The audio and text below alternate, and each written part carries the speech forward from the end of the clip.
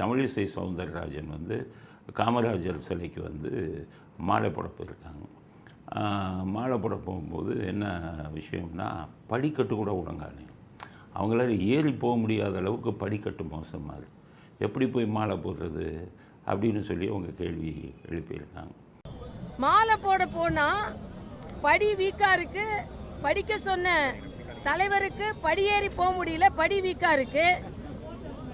மேடைகளில் முழங்கிய தலைவருக்கு மேடை வீக்காக இருக்குது. அதனால் தமிழக அரசு உடனடியாக பெருந்தலைவருக்கு மாலை போடுகின்ற படியையும் அந்த மேடையையும் பலப்படுத்தணும்னு நான் கேட்டுக்கிறேன்.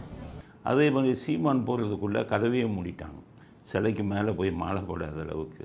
என் தாத்தனுக்கு நான் மரியாதை இருந்த கதை போட்டு நான் யோசிக்க போயவன் எவன் இந்த கதவை போட்டுனவன் கேட்டால் மேலிட உத்தரவு. யாரா அந்த மேலிடம்? எவன்டா அந்த மேலிடம்?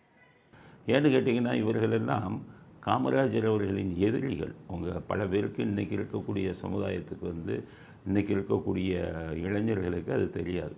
காமராஜரின் எதிரிகள் பார்த்திங்கன்னா, அவங்க அப்பாவுக்கு நாட்டை குட்டிச்சவராக்குன கருணாநிதிக்கு 100 கோடியில் சமாதி, நாட்டை குட்டிச்சவராக்குன கருணாநிதிக்கு 80 அடியில் கடலுக்குள்ளே செலவைக்கிறான்.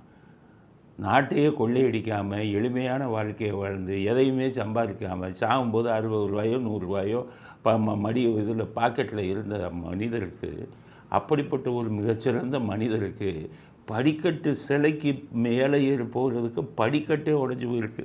அப்போ அந்த திராவிட இயக்கம் எப்படி நாட்டை நடத்திக்கிட்டு இருக்கான் பாருங்கள். நல்லவர்களுக்கு இது, மோசமானவர்கள் இது பண்ணவன் நாட்டை கொள்ளையடித்தவர்களுக்கெல்லாம் மிகப்பெரிய அங்கீகாரம். ஈவராவுக்கு 135 அடியில் செலவைக்க போகிறாங்கிறாங்க.